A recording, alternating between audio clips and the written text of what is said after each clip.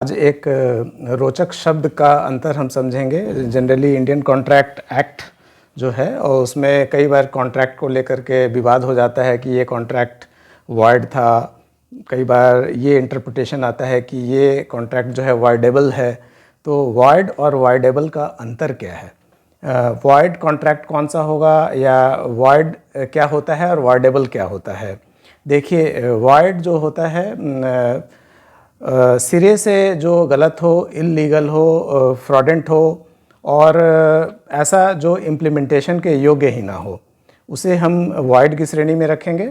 और कोई भी जो एग्रीमेंट है वो कॉन्ट्रैक्ट में जब कन्वर्ट होता है, यदि वो इंडियन कॉन्ट्रैक्ट एक्ट के प्रोविजंस के और जो इंडियन कॉन्ट्रैक्ट एक्ट में जो बेसिक्स बताए गए हैं किसी कॉन्ट्रैक्ट के, यदि उसको फुलफ़िल नहीं करता है या बहुत सारी उसमें मिस्टेक्स हैं जो इल्लीगल है, जो इन्फोर्सेबल नहीं है, जो एप्लीकेबल नहीं किया जा सकता है, और वैसे कॉन्ट्रैक्ट को हम वॉइड कॉन्ट्रैक्ट कहेंगे या वो प्रोविजंस वॉइड हैं। अब वॉइडेबल क्या है? कई बार हम कॉन्ट्रैक्ट तो करते हैं बट उसमें कई प्रोविजंस ऐसे होते हैं जो कुछ इनकरेक्ट होते हैं, या बाकी कॉन्ट्रैक्ट तो करेक्ट होता है बट कुछ प्रोविजंस जो हैं गलती से छूट जाते हैं।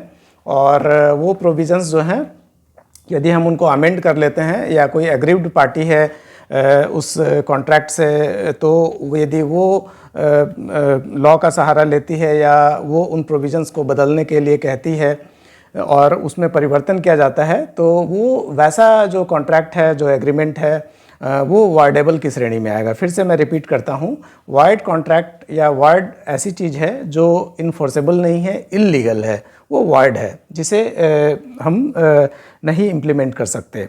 और वॉइडेबल क्या है कि ऐसा कॉन्ट्रैक्ट है या ऐसा कोई एग्रीमेंट है, करार है, संविदा है, जिसमें कुछ प्रोविजंस को हम यदि संशोधित कर दें, अमेंड कर दें, तो उनका इम्प्लीमेंट किया जा सकता है। इन दोनों का जो डेफिनेशन है इंडियन कॉन्ट्रैक्ट एक्ट 1872 में इनको डिफ़ाइन किया गया है। जैसे मान लीजिए, उदाहरण के तौर पे जैसे वॉइडेबल है तो वो वैलिड तरीके से एग्जीक्यूट किया गया है, वैलिड है उस सेंस में, और बट उसके कुछ क्लॉज जो हैं या कुछ ऐसे प्रोविजंस जो हैं उनको रिवोक करके या उनको मॉडिफाई करके, उनको अमेंड करके हम इम्प्लीमेंट कर सकते हैं, तो वो वॉइडेबल होगा। इनकी डेफिनेशन जो है दी गई है इंडियन कॉन्ट्रैक्ट एक्ट 1872 में। सेक्शन 2J में वॉइड की डेफिनेशन है, वॉइड कॉन्ट्रैक्ट की, और वॉइडेबल कॉन्ट्रैक्ट की जो डेफिनेशन है वो 2I में है 1872 का। अब यहाँ पे पार्टीज़ को क्या रेमेडी है? क्या पार्टी जो है एग्रीड पार्टी है, जो जब मान लीजिए कोई एग्रीमेंट होता है तो दो पार्टी म्यूचुअली एग्रीड अपोन होती हैं, कोई एक एग्रीमेंट करने की ओर बढ़ती है, और जब इसको हम रिटन फॉर्म में लीगली जो जामा पहना देते हैं तो कॉन्ट्रैक्ट इंडियन कॉन्ट्रैक्ट एक्ट से गवर्न होता है।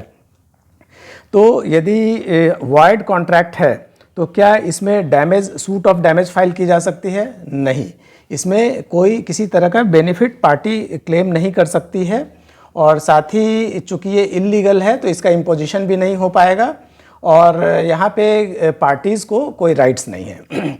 ठीक इसके अलग वॉइडेबल कॉन्ट्रैक्ट में डैमेज जो है क्लेम किया जा सकता है, लेकिन ये कौन क्लेम करेगा? जो एग्रीव्ड पार्टी है, यानी दो पार्टीज़ होती है तो जो पार्टी एग्रीव्ड है वो क्लेम करेगी, और जो राइट्स हैं इस वॉइडेबल कॉन्ट्रैक्ट में वो एग्रीव्ड पार्टी को है, यानी दोनों ही पार्टियों में जो एग्रीव्ड है किसी क्लॉज से, तो वो पार्टी जो है क्लेम कर सकती है। इसमें उसको राइट्स भी हैं और सूट्स ऑफ डैमेज यानी डैमेज भी क्लेम कर सकती है, और वहाँ पे उनका लीगल दावा बनता है।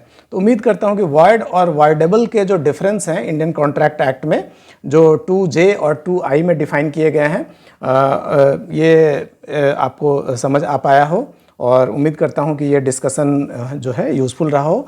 ख़ास तौर से जब कॉन्ट्रैक्ट एग्रीमेंट हम एग्जीक्यूट करते हैं तो कई सारी मिस्टेक्स हो जाती है, तो कुछ इल्लीगल हो जाते हैं तो जो वॉइड हो गए, और जिसमें